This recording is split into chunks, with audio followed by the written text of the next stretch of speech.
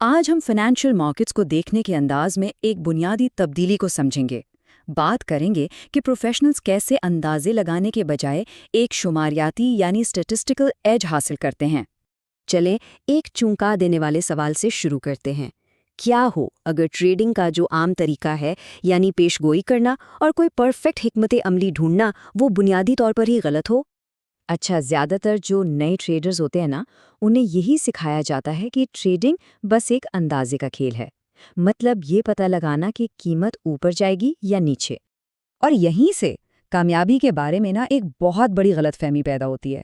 اب دیکھیں، 30% کی ون ریٹ سن کر تو یہی لگتا ہے کہ یہ تو بہت ہی خراب پرفارمنس ہے، لیکن مزے کی بات یہ ہے کہ جیسی لیورمور جیسے لیجنڈری ٹریڈر کی کامیابی کی شرح بھی تقریباً اتنی ہی تھی، اور وہ تاریخ کے سب سے کامیاب ٹریڈرز میں سے ایک ہیں۔ سوال یہ ہے کہ کیسے؟ بھئی سارا کمال تھا ان کے high risk to reward ratio کا۔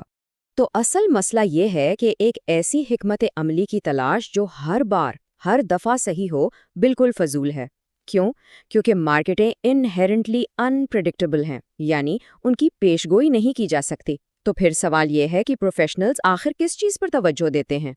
تو آئیے اس راز سے پردہ اٹھاتے ہیں۔ اصل کھیل پیش گوئی کا ہے ہی نہیں بلکہ مشاہدے کا ہے، اور اس کے پیچھے جو کانسیپٹ ہے اسے کہتے ہیں بیہیویئرل فائنانس، یعنی رویہ جاتی مالیات۔ یہ سننے میں شاید تھوڑا مشکل لگے، لیکن اس کا مطلب بہت سیدھا سا ہے۔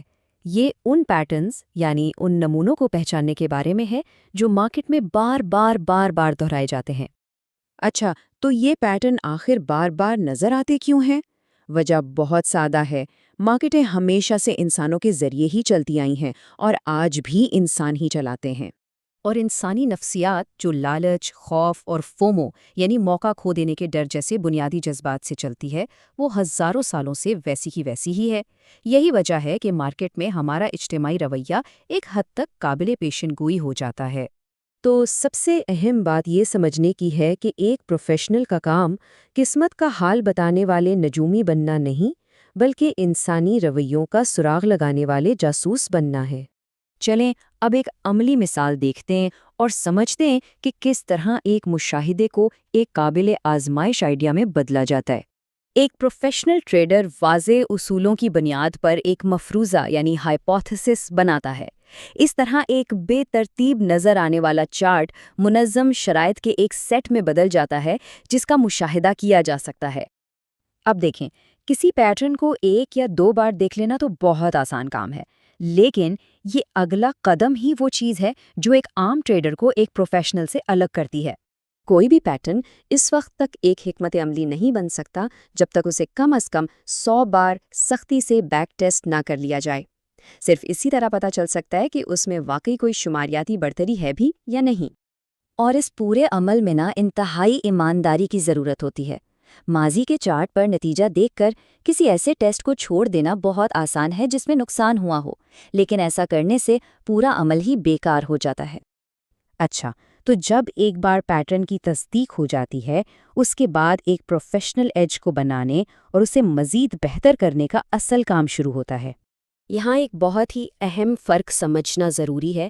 پیٹرن جو ہے وہ صرف ایک خیال ہے، ایک مشاہدہ، جبکہ حکمت عملی یا اسٹریٹجی اس خیال پر عمل کرنے کا ایک مکمل جامع بزنس پلان ہے جس کے اصولوں کو توڑا نہیں جا سکتا۔ اور یہ چیز بہت خوبصورتی سے واضح کرتی ہے کہ کس طرح جذبات کے بجائے ڈیٹا کو استعمال کر کے حکمت عملی کو مضبوط کیا جاتا ہے۔ اس سے اس کی کارکردگی میں نمایاں طور پر اضافہ ہو سکتا ہے۔ اور یہی وہ اصل فرق ہے جو پروفیشنلز کو باقی سب سے الگ کرتا ہے۔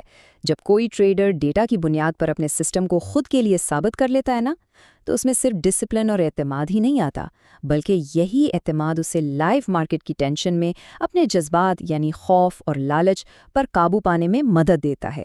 کیوں؟ کیونکہ اب وہ تکے نہیں لگا رہا، اب وہ اعداد و شمار پر بھروسہ کر رہا ہے۔ آخر میں یہ تجزیہ ہمیں اپنے نقطہ نظر پر ایک اہم سوال کے ساتھ چھوڑ جاتا ہے، خاص طور پر کسی بھی ایسے شعبے میں جہاں غیر یقینی صورتحال اور خطرہ شامل ہو۔